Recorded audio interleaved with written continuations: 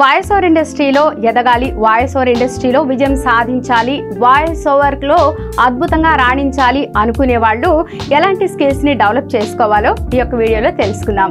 Hi friends, నేను రేఖ, voice over coach.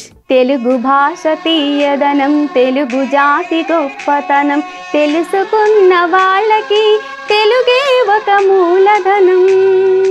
తల్లి తండ్రి నేర్పినట్టి మాతృభాషరా, తెలుగు మరచిపోతే వాళ్ళని నువ్వు మరచినట్టురా, ఇది మరువబోకురా.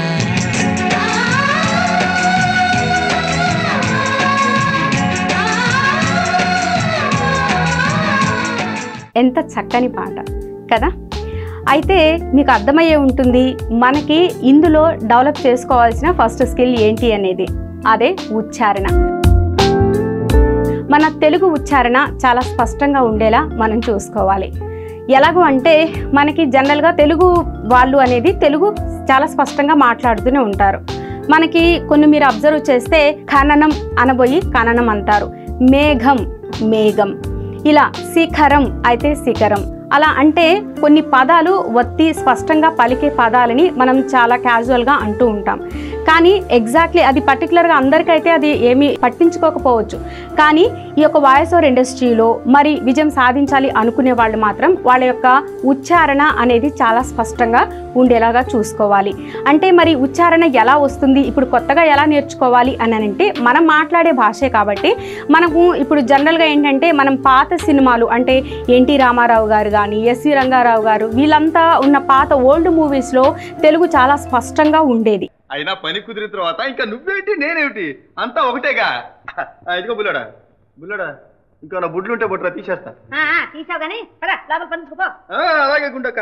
ఇప్పుడు ఉండట్లేదా అంటే కాదు, ఉంటుంది. కానీ ఇంకా చాలా బాగా నేర్చుకోవాలి, స్పష్టత అనేది మంచిగా రావాలి, ఉచ్చారణ బాగా నేర్చుకోవాలని అంటే ఆ పాత సినిమాలు అనేది మనము చూస్తే మనకి తెలుగు చాలా బాగా ఇంప్రూవ్ అవుతుంది.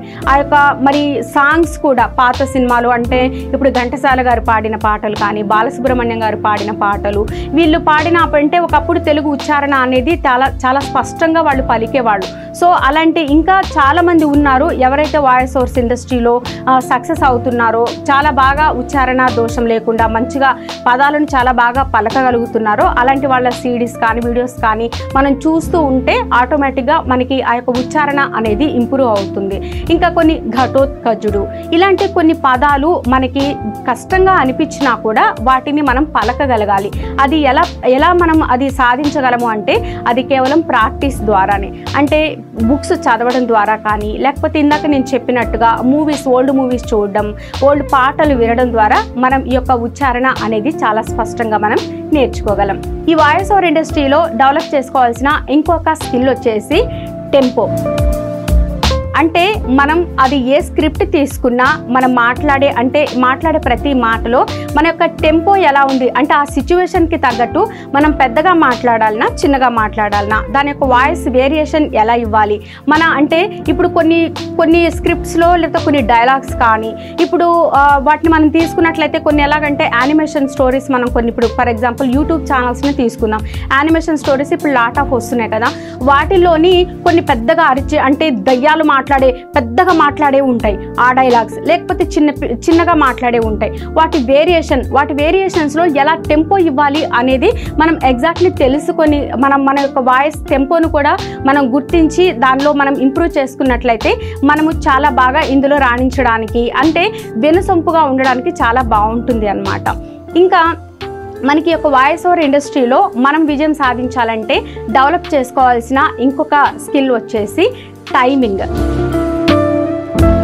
అంటే మనకి జనరల్గా ఇప్పుడు కమర్షియల్ అడ్వర్టైజ్మెంట్స్ చూస్తే 20 సెకండ్స్ అని లేకపోతే 10 సెకండ్స్ అని వితిన్ 10 సెకండ్స్లోనే ఆ యొక్క యాడ్ ఏంటి, అడ్వర్టైజ్మెంట్ ఏంటి, వాళ్ళు ఇచ్చిన స్క్రిప్ట్ని ఈ 10 సెకండ్స్లో మనము దాన్ని కవర్ చేయాల్సి ఉంటుంది. అంటే స్పీడ్గా చదువుతున్నట్లు కాకుండా వాటిని అంటే ఆ టెంపో యూజ్ చేయాలి, పాజెస్ యూజ్ చేయాలి, అంత మోడ్యులేషన్ అంతా కూడా యూజ్ చేసి మనం చెప్పగలగాలి. అంత స్పీడ్గా 10 సెకండ్స్లో వాళ్ళు ఇచ్చిన ఆ స్క్రిప్ట్ని మనం ఎలా చెప్పగలం?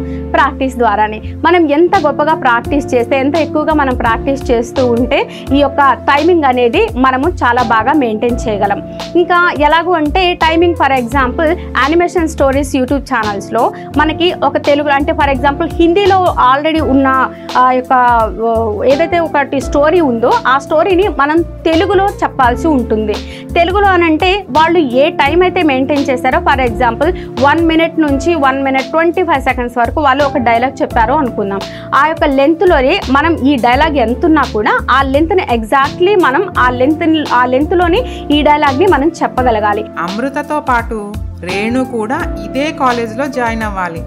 లేదంటే చెప్పండి, నేను నా కూతురు ఏ నుయ్యో గొయ్యో చూసుకుంటాం. ఈ స్కిల్ అనేది కూడా ప్రాక్టీస్ ద్వారానే వస్తుంది. అంటే మనకి ఇప్పుడు చాలా యాప్స్ కూడా వచ్చాయి కదా, కైన్ మాస్టర్ అని చెప్పేసి చాలా ఇప్పుడు వీడియో ఎడిటింగ్ సాఫ్ట్వేర్స్ చాలా ఉన్నాయి. వాటిని మనం ఇన్స్టాల్ చేసుకొని మనం వాటి ద్వారా మనం ఏదైతే మనం చెప్పాలి అనుకుంటున్నామో దాన్ని నెంబర్ ఆఫ్ టైమ్స్ మనం ప్రాక్టీస్ చేయడం ద్వారా ఈ టైమింగ్ అనేది మనకి అలవాటు అవుతుంది. ఇంకా వాయిస్ ఓవర్ ఇండస్ట్రీలో మరి మంచిగా విజయం సాధించాలంటే ఉండాల్సిన ఇంకొక స్కిల్ ఏంటి అంటే వాయిస్ క్యారెక్టరైజేషన్. మనకి ఏదైతే స్క్రిప్ట్ ఇచ్చారో ఆ స్క్రిప్ట్లోని మన క్యారెక్టర్ ఏంటి, అసలు నేను ఏంటి ఈ స్క్రిప్ట్లో, నేను ఎక్కడికి వెళ్తున్నాను, ఎక్కడికి వచ్చాను, ఎక్కడికి వెళ్తున్నాను, నా పని ఏంటి, నేను ఏం చెప్పాలి, నా ఎమోషన్ ఏంటి ఇందులో అనేది మనకి ఎప్పుడు తెలుస్తుందంటే 1కి 10 సార్లు ఆ స్క్రిప్ట్ని మనం చదువుకొని మనం ఓన్ చేసుకోవాలి. ఆ స్క్రిప్ట్ని మనకి మంచిగా అర్థమైందనుకోండి, ఆటోమేటిక్గా మనము ఆ యొక్క వాయిస్ అంటే ఆ యొక్క స్క్రిప్ట్లో మనం లీనమై దాన్ని మనం ఓన్ చేసుకున్నప్పుడు మనం చాలా బాగా మన యొక్క వాయిస్ క్యారెక్టరైజేషన్ అనేది చాలా బాగా మనం చెప్పగలం. ఇవన్నీ కూడా వాయిస్ క్యారెక్టరైజేషన్ అయినా ఏదైనా కూడా మనకి ఎలా వస్తుంది అని అంటే కేవలం ప్రాక్టీస్ ద్వారానే వస్తుంది. ఈ స్కిల్స్ని మనం డెవలప్ చేసుకుంటూ ఉన్నట్లయితే ఈ యొక్క వాయిస్ ఇండస్ట్రీలో మనం చాలా అద్భుతంగా రాణించవచ్చు, విజయం సాధించవచ్చు. ఇది ఫ్రెండ్స్, ఇప్పటి వరకు మనం చూసాం కదా మరి వాయిస్ ఓవర్ ఇండస్ట్రీలో మరి ఎలాంటి స్కిల్స్ డెవలప్ చేసుకుంటే మనం చాలా బాగా రాణించగలం అనేది మనం చూసాం కదా. ఫస్ట్ ఆఫ్ ఆల్ మనకి కావాల్సింది ఏంటి, మనకి మన పదాల ఉచ్చారణ అనేది చాలా స్పష్టంగా ఉండాలి అని తెలుసుకున్నాం. అదేవిధంగా మరి ఏ టైమింగ్లో ఎలా చెప్పాలి అనేది, అది ఎలా ప్రాక్టీస్ చేయాలి అనేది కూడా తెలుసుకున్నాం. ఇంకా వాయిస్ క్యారెక్టరైజేషన్, మన క్యారెక్టర్ ఏంటి ఆ వాయిస్లో అనేది, దాన్ని బట్టి ఎలా ప్రాక్టీస్ చేయాలి అనేది కూడా మనం నేర్చుకున్నాం. ఇంకా మరి అదేవిధంగా ఇంకా ఇలా చాలా స్కిల్స్ అనేవి ఉన్నాయి. మనకి బేసిక్ స్కిల్స్ అనేవి ఇవన్నమాట. వీటిని మనం ఇంప్రూవ్ చేసుకున్నట్లయితే అద్భుతంగా మనం వాయిస్ ఇండస్ట్రీలో మనం విజయాన్ని సాధించవచ్చు. ఇలాంటి మరిన్ని వీడియోస్ కోసం మా యొక్క ఛానల్ని సబ్స్క్రైబ్ చేయండి, ఈ వీడియోని లైక్ చేయండి, కామెంట్ చేయండి. ఇంకా మీకు ఏమైనా ఇన్ఫర్మేషన్ కావాలి అంటే, ఏమైనా డౌట్స్ ఉంటే, ఏమైనా టిప్స్ మీకు కావాలి అని అంటే నాకు కామెంట్ చేయండి. నేను తప్పకుండా ఆ ఇన్ఫర్మేషన్ మీకు ఇవ్వడానికి, నేను ఆ ఇన్ఫర్మేషన్ మీద వీడియో చేయడానికి నేను ట్రై చేస్తాను. Thank you friends, thank you. జై హింద్.